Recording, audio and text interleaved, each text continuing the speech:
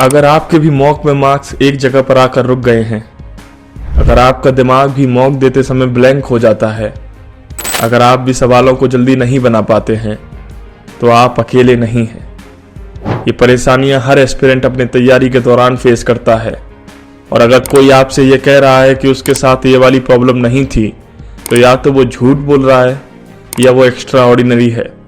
लेकिन मैं यहाँ अपने जैसे एवरेज एस्पिरेंट की बात कर रहा हूँ। देखिए, पेपर में या मॉक में नंबर नहीं बन रहे या कम बन रहे हैं, इसीलिए तो हम लोग तैयारी कर रहे हैं। जब यही नंबर 110 या 120 से बढ़कर 160, 70 या 80 हो जाएंगे तो हमारी तैयारी पूरी हो जाएगी। फिर तो बस एग्जाम निकालना एक फॉर्मेलिटी की तरह रह जाएगा। इसलिए सबसे पहले तो घबराइए मत और मान लीजिए कि ये प्रॉब्लम नॉर्मल है और सबके साथ होती है, तभी आप इससे लड़ पाएंगे। आइए मैं आपको सब्जेक्ट वाइज कुछ टिप्स देता हूँ, जिससे आप आने वाले 1 महीने में ही अपने मार्क्स को अपने वजन की तरह बढ़ता हुआ देखेंगे। अभी मजा आएगा ना भिड़ो। स्टार्टिंग करूंगा मैं मैथ से, क्योंकि मैथ एक ऐसा सब्जेक्ट है जो इस एग्जाम का सबसे खतरनाक और सबसे बड़ा मगरमच्छ। देखिए, मैथ पे जीत हासिल करने के लिए आपको मैथ को 2 हिस्सों में बांटना पड़ेगा। पहला कॉन्सेप्ट, दूसरा स्पीड। और इनका क्रम, इनका ऑर्डर ऐसा ही रहेगा। पहले कॉन्सेप्ट क्लियर होंगे, उसके बाद स्पीड अपने आप आती है। अगर आप स्पीड की तरफ भागने की कोशिश करेंगे तो औंधे मुंह गिरेंगे, ये और इससे ज्यादा कुछ नहीं। क्योंकि एग्जाम में जल्दी जल्दी पेज चलाने से स्पीड नहीं आती। अरे बाप रे, ये तो धोती खोल रहा है। स्पीड तब आती है जब आधी से ज्यादा सवाल आपके दिमाग में सॉल्व हो रहा है, और वो तब होगा जब आपके कॉन्सेप्ट क्लियर होंगे, आपकी सिलेबस पे पकड़ होगी। इसलिए पहले कॉन्सेप्ट क्लियर करिए, उसके बाद स्पीड की बात करें। लेकिन अगर आपको स्पीड बढ़ानी है तो एक एडवाइस मेरी मानिए, जो आज नहीं तो कल आपको करनी ही पड़ेगी। देखिए, दिन में डेली जब भी आप पहली बार पेन उठाते हैं ना, प्रैक्टिस के लिए या मॉक लगाने के लिए, तो शुरुआत का 1 घंटा डेली अपनी कैलकुलेशन स्किल्स को ठीक करने के लिए दीजिए।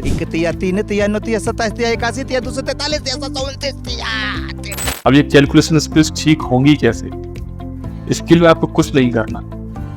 डेली अपने इस 1 घंटे में आपको सिंप्लीफिकेशन, नंबर सीरीज और थोड़ी बहुत क्वाड्रेटिक इक्वेशन सॉल्व करनी। नंबर सीरीज के अंदर आप छोटे से छोटा और बड़े से बड़ा कैलकुलेशन सॉल्व करने की कोशिश करिए डेली बेसिस पे। छोटे से छोटे और बड़े से बड़े से मेरा मतलब है कि 65 into 10 से लेके 566 into 667 तक, इस लेवल से इस लेवल। ये अभी आपको मजाक लग रहा होगा, लेकिन पूछे कई बच्चों से जो अभी भी इस लेवल के कैलकुलेशन में भी सेल्फ डाउट में आ जाते हैं, जब भी मॉक की टिक टिक उनके सामने चल रही होती है। ये इस तरह के छोटे छोटे कैलकुलेशन डेली करना आपके अंदर एक कॉन्फिडेंस पैदा करेगा, जिससे आप सवालों को हल नहीं करेंगे बल्कि सवालों को उड़ाना शुरू करेंगे। आई होप यहाँ तक में क्लियर। अभी स्पीड के बाद मैंने तो दूसरी चीज जो पहले नंबर पर बताई थी वो थे कॉन्सेप्ट। देखिए, कॉन्सेप्ट में पहला लेवल होता है सिलेबस कंप्लीट करना। लेकिन अगर आपके 110 या 120 मार्क्स आ रहे हैं, इसका मतलब आप 130 या 140 का तो अटेम्प्ट कर रहे होंगे कम से कम। और 130 या 140 का अटेम्प्ट कर पा रहे हैं, मतलब 70 क्वेश्चन आप अटेम्प्ट कर रहे हैं। इसका मतलब कहीं ना कहीं सिलेबस आपका कंप्लीट पूरा नहीं है, तो कम से कम आधे से तो ज्यादा ही है। फिर दिक्कत कहाँ आ रही है? आपसे सवाल कौन से नहीं बन गए? आपसे 2 तरह के सवाल मॉक में नहीं बनते होंगे। पहले ऐसे सवाल हैं जो बिल्कुल या तो नए हैं, इस तरह के सवाल आपने पहले कभी नहीं देखे। भाई यहाँ पे क्या हो रहा है? भाई यहाँ पे क्या हो रहा है? भाई ये कहाँ फंस गया भाई मैं? जिनसे आपका पाला पहली बार पड़ता है। दूसरे वो सवाल होते हैं जो कहीं ना कहीं उस टॉपिक से आते हैं जो आपका वीक है, या फिर जिसे पढ़ने में आपको डर लगता है, जो आपको डराता है, सिंपली। ठीक है ना। ये 2 तरह के सवाल ऐसे हैं जो आपसे मॉक में नहीं बनते और ज्यादातर आपका टाइम खाते। अभी इनको करना क्या है? देखिए, मॉक में तो आपसे नहीं बने, लेकिन मॉक सबमिट करने के बाद जब उसे एनालाइज करते हैं तो सबसे पहले कुछ मत देखिए, ना इंग्लिश, ना जीएस, ना रीजनिंग, ना मैथ का कुछ और सवाल जो आपने सॉल्व कर दिया। सबसे पहले इन 2 कैटेगरी के सवालों को उठाइए और न्यू को खत्म कीजिए। पढ़िए इसे, जिस भी टीचर से आप पढ़ रहे हैं उसकी वीडियोस देखकर सबसे पहले इस कॉन्सेप्ट को क्लियर कीजिए और कोशिश करिए कि अगली बार जब भी ऐसा कोई सवाल आपको मॉक में दिखेगा तो सबसे पहले आप इसे सॉल्व करेंगे। ऐसे हर मॉक में ऐसे आपको कुछ ना कुछ नए सवाल देखने मिलेंगे, लेकिन एक समय के बाद आप देखेंगे कि सवाल रिपीट होने लगे। अभी न्यू सवाल के बाद अगली कैटेगरी है वीक की। देखिए, इसमें कोई बुराई नहीं है कि अगर आपका कोई वीक टॉपिक है, लेकिन आपको इसकी भरपाई कहीं ना कहीं करनी पड़ेगी। मेरे कहने का मतलब ये है कि अगर आपका कोई वीक टॉपिक है या वीक चैप्टर है तो आपका कहीं ना कहीं एक स्ट्रॉन्ग टॉपिक और स्ट्रॉन्ग चैप्टर भी होना चाहिए। लेट्स से अगर 25 में से 1 या 2 सवाल आपके वीक टॉपिक से आ जाते हैं, अगर आपकी किस्मत ज़्यादा खराब है तो चलिए 1 से लेकर 3 सवाल तक आपके वीक टॉपिक से फंसते हैं, तो कम से कम ये गुंजाइश रहनी चाहिए कि 22 क्वेश्चन मेरे स्ट्रॉन्ग हैं और ये मार्क्स मुझसे कोई नहीं छीन सकता। आई होप मैंने मैथ के दोनों पॉइंट को कवर करने की कोशिश की। पहला कॉन्सेप्ट और दूसरा स्पीड। स्पीड के लिए आप क्या करेंगे? डेली 1 घंटा, डेली 1 आवर आप अपने कैलकुलेशन स्किल्स को देंगे। ठीक है। इसके रिजल्ट आपको 1 या 2 दिन में देखने को नहीं मिलेंगे। मैंने आपसे 1 महीने का टाइम मांगा है। अमीरों की स्कीम मेरे हाथ लगी है। 25 दिन में पैसा डबल। 25 दिन में पैसा डबल।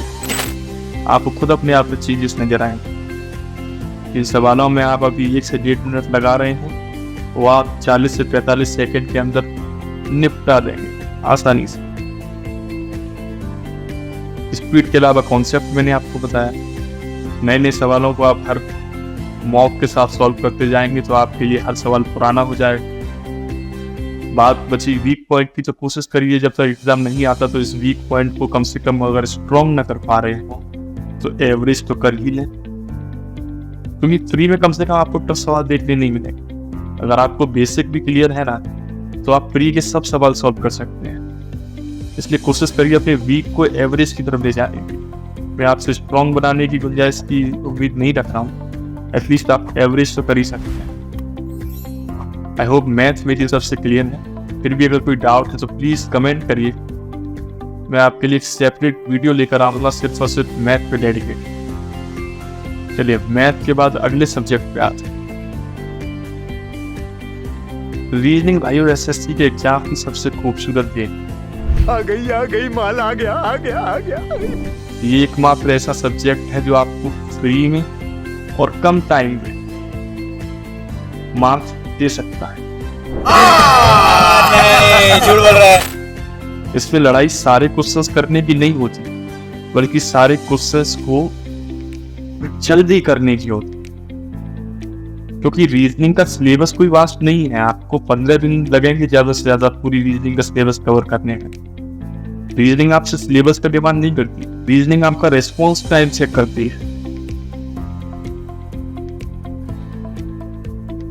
रीजनिंग चेक करती है कि आपके रिफ्लेक्सेस कितने तेज हैं, आप कितनी जल्दी रिएक्ट कर पा रहे हैं।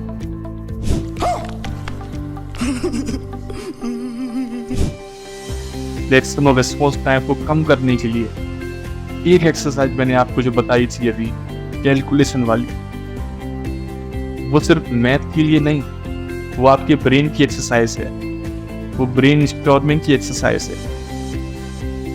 वो आपके रिफ्लेक्सेस, आपके रेस्पॉन्स, आपके रिएक्शन टाइम को कम करेगा, क्योंकि रीजनिंग में भी कहीं ना कहीं आपको नंबर से खेलना है। आपके पास कोडिंग डिकोडिंग, आपके पास पजल भी आती है। इसलिए मेरी बात पे भरोसा करके आप रीजनिंग के लिए सिर्फ 2 काम करिए। एक तो वही कॉमन जो मैथ के साथ कर रहे थे, अपने कैलकुलेशन स्पीड को बढ़ाइए। दूसरा, आप रोज 20 मिनट निकाल के, 20 मिनट मैंने ज़्यादा बोल दिए, 10 मिनट की आप टारगेट रखिए कि आप एक सेक्सुअल रीजनिंग का खत्म करेंगे। सेक्सुअल मॉक रीजनिंग, ठीक है। आपको कुछ नहीं करना, सिर्फ और सिर्फ कैलकुलेशन भी जो आपने मैथ के साथ की थी, उसके अलावा रीजनिंग के लिए आपको सिर्फ और सिर्फ एक सेक्सुअल मॉक डेली लगाना है, नथिंग एल्स, ठीक है। अगर मैं वाइंड अप करूं तो मैथ और रीजनिंग 2 सब्जेक्ट हमने अभी डिस्कस किए हैं। मैथ में स्पीड के लिए आपको 1 घंटा कैलकुलेशन पे काम करना है, जो कि आपको रीजनिंग में भी काम करेगा। इसके अलावा दूसरी चीज थी वो थे कॉन्सेप्ट। कॉन्सेप्ट के लिए आपको सिलेबस आपको कंप्लीट करना है सबसे पहले। सिलेबस के बाद जो मैंने आपको बताया कि गिव क्वेश्चंस के साथ एक्सपेरिमेंट कीजिए। इस एक्सपेरिमेंट से आपके अंदर का डर खत्म होगा।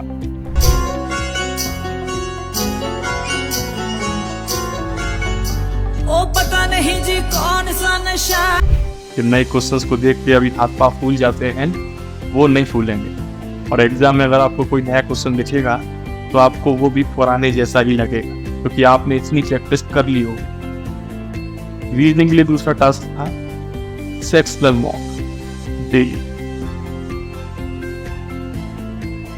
और इसके साथ मैथ और रीजनिंग 2 सब्जेक्ट कवर हो।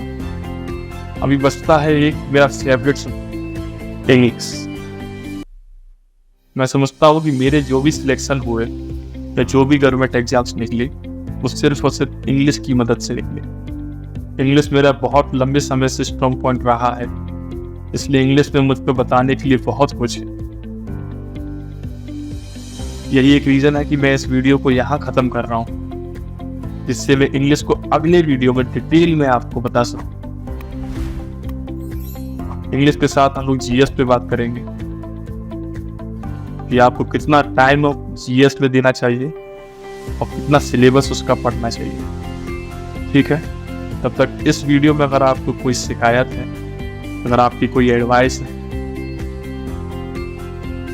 एडवाइस आपको लेनी हो या मुझे देनी हो, दोनों के लिए कमेंट बॉक्स खोलना है। प्लीज बताइएगा वीडियो कैसी लगी और सब्सक्राइब करिएगा चैनल को। तो उससे मेरा क्या फायदा? शेयर जरूर करिएगा अपने दोस्तों में जिन्हें भी इस वीडियो की जरूरत हो। जिस तरह आपका मॉक में कम मार्क्स आने से मोटिवेशन कम होता है, उसी तरह मेरा भी सब्सक्रिप्शन अगर कम रहे या वीडियो पे लाइक कम रहे तो मेरा भी मोटिवेशन लेवल कम होता है। आई होप आप समझते हैं। चलिए दोस्तों, वीडियो लंबी हो रही है, खत्म करते हैं। Thank you very much. ध्यान रखिए अपना, पढ़ते रहिए। धन्यवाद।